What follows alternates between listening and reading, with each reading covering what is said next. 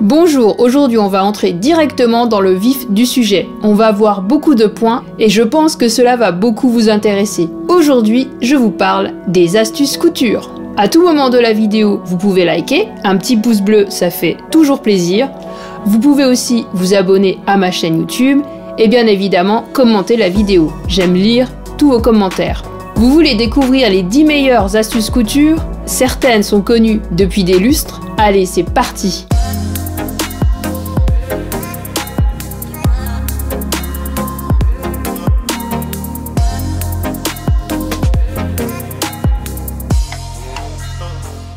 Vous galérez en début de couture avec des tissus épais? Il y a une astuce très connue parmi les couturières, c'est ce petit carré rembourré d'un peu de ouatine. On le met juste derrière le tissu. Et je vous explique comment on le fabrique et comment on l'utilise. Ce tissu bien épais, je l'ai enroulé 3 fois sur lui-même.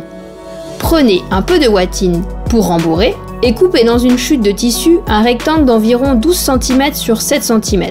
Je plie le rectangle en deux. Je vais piquer dans ces deux longueurs. Rapidement, j'assemble les côtés que je vous ai montrés.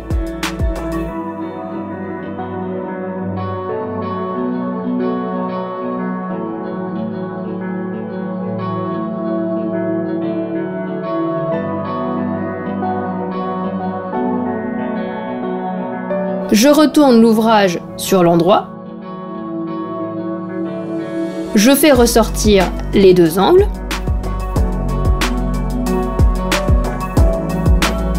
Je prends un peu de ouatine pour rembourrer ce petit sac.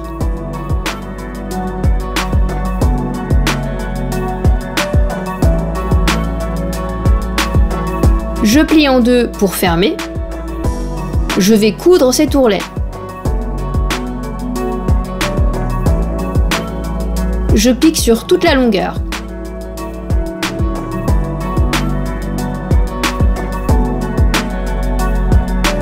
Je coupe les fils. J'ai 6 épaisseurs de tissu. Je vous montre comment bien démarrer cette couture. Je plante l'aiguille dans le tissu. Derrière, je plaque mon petit carré de tissu rembourré. Je descends le pied presseur. Je peux commencer mon point d'arrêt en début de couture. La machine ne patine pas. Elle entraîne la matière correctement. Et pour les tissus fins, la petite astuce, c'est de tenir le fil de canette et le fil supérieur pendant qu'on effectue le point d'arrêt. Étirez si le tissu patine pour continuer la couture.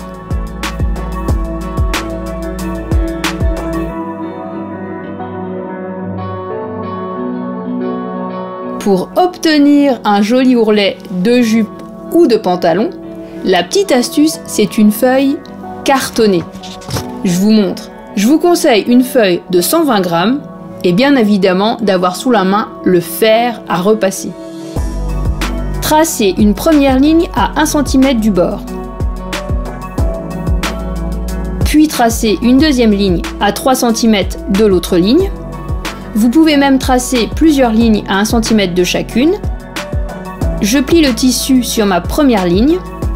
Je passe le fer par-dessus pour marquer le pli.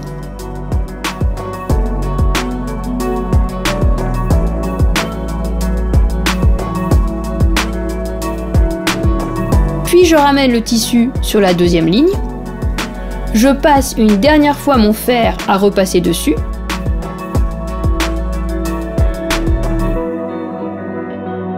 J'obtiens 4 cm facilement sur toute la longueur. Le pli est harmonieux, c'est vraiment facile. Il reste plus qu'à le coudre à 1 mm du bord.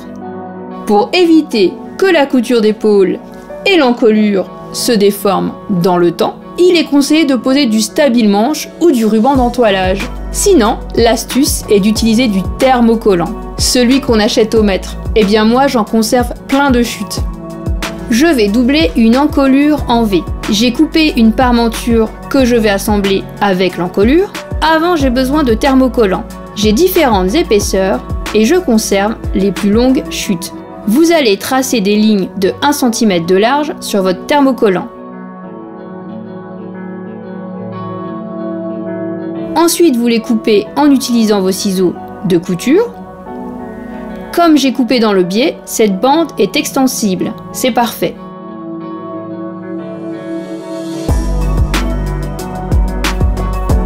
J'obtiens 2 bandes du thermocollant. Je les pose à 2 mm du bord, sur l'envers de l'encolure en V. Je passe le fer dessus pour fixer la colle du thermocollant.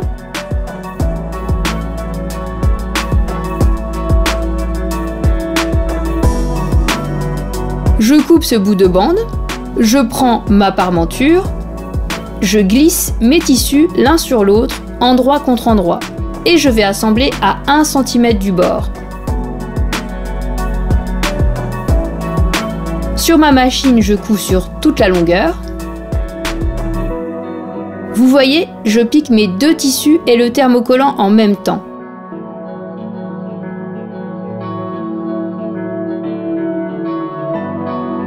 Je crante l'angle, je retourne tout sur l'endroit.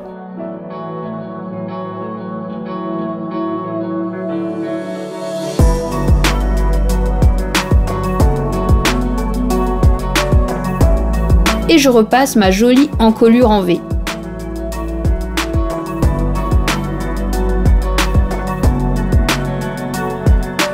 Je vais piquer à 1 mm du bord pour maintenir la parmenture en place. Une fois surpiqué avec le thermocollant, ce col ne pourra pas se déformer dans le temps ou très peu. Il va résister au lavage et à bien d'autres choses. Pour retourner facilement vos bretelles et vos ceintures doublées, il y a une petite solution toute bête, pas besoin d'aller acheter une paille, vous pouvez facilement la fabriquer vous-même et je vous montre. Coupez votre feuille en 2, elle devrait mesurer environ 15 par 21 cm. Prenez un crayon fin, je vous conseille une baguette chinoise, puis enroulez le papier tout autour. Commencez par scotcher les bouts. Faites glisser la baguette pour la récupérer. Prenez le temps de scotcher votre paille sur toute la longueur.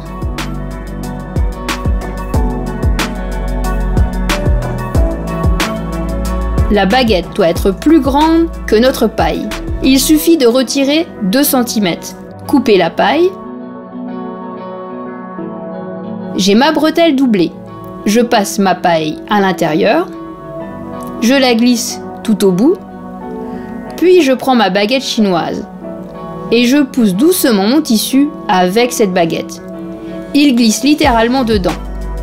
Vous voyez, il ressort par l'autre côté de la paille.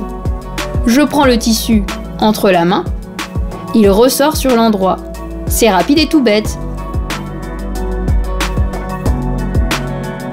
Pour coudre droit facilement sur de grandes longueurs, vous pouvez fabriquer en moins de 2 minutes un petit guide avec un élastique et de préférence épais. Glissez-le sous la machine. Vous pouvez le placer par exemple à 1 cm de l'aiguille. Je prends mon tissu, je vais le plaquer contre l'élastique et je vais coudre à 1 cm du bord. C'est génial, l'élastique ne bouge pas, il est bien tendu. Je commence à coudre sans me poser des questions, juste en plaquant le tissu contre l'élastique. J'obtiens une couture régulière, toujours à 1 cm du bord. Vous pouvez déplacer l'élastique et coudre bien évidemment à 2 ou 3 cm du bord. J'ai toujours aimé utiliser du scotch depuis ma plus tendre enfance, et pour être sûr que vos rubans ou vos cordelettes ne se prennent pas dans les coutures, le scotch et le masking tape c'est super pratique, je vous montre un exemple, ça vous parlera plus. Je pose ma cordelette sur l'endroit du tissu. Je pose du masking tape sur plusieurs endroits. Vous pouvez aussi prendre un scotch classique. Je glisse l'autre tissu par-dessus. Je vais coudre les 3 côtés de ce rectangle dont la largeur est très étroite. Je passe à la machine et j'assemble sans me poser de questions.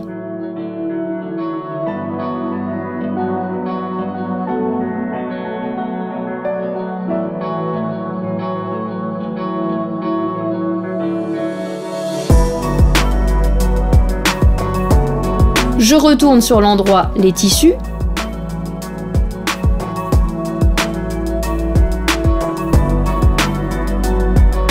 Je retrouve ma cordelette toujours en place.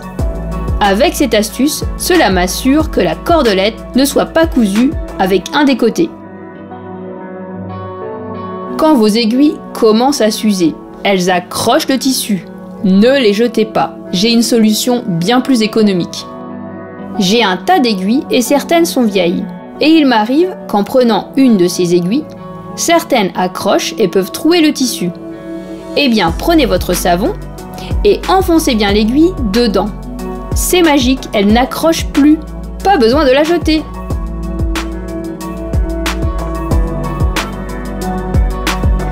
Avant, j'utilisais des aiguilles pour couper sur mon tissu les différentes pièces de mon patron. Le hic, c'est que les aiguilles abîmaient vite le papier. Et pour éviter ce problème, j'ai une astuce, rendez-vous au rayon bricolage. Mon patron était rangé, il est plié en deux. Pour l'aplatir correctement sur le tissu, je pose des rondelles en métal à plusieurs endroits. Je fais le contour de mon patron sur tout le tissu. C'est hyper facile avec le feutre textile lavable. Je vais tracer toutes les longueurs très rapidement.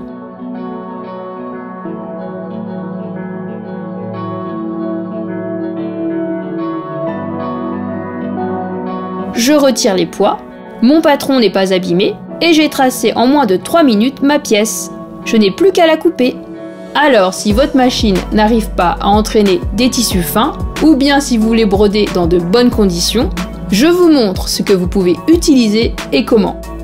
Prenez soit du papier de cuisson ou conservez les emballages cadeaux en papier de soie, placez la feuille de cuisson sous le pied presseur, prenez votre tissu et glissez-le sous l'aiguille. Cela vous permet de coudre les matières qui sont mal entraînées par la machine.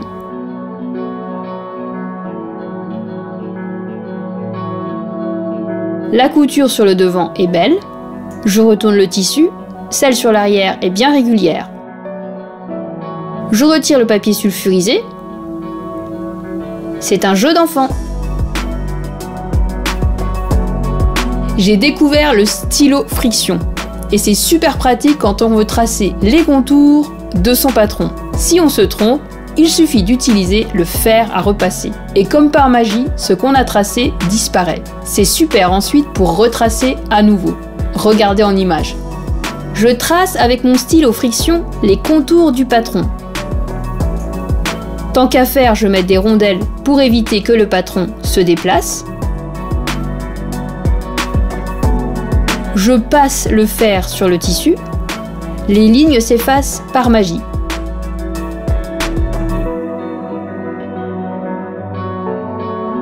Cette vidéo s'achève. J'espère que vous avez appris plein de nouvelles astuces couture. Si vous souhaitez revoir rapidement une astuce couture, regardez dans la description sous la vidéo. J'indique les étapes et cliquez sur le minutage. Et comme par magie, vous arriverez à l'astuce désirée. Si la vidéo vous a plu, vous pouvez la liker. Un petit pouce bleu, ça fait toujours plaisir.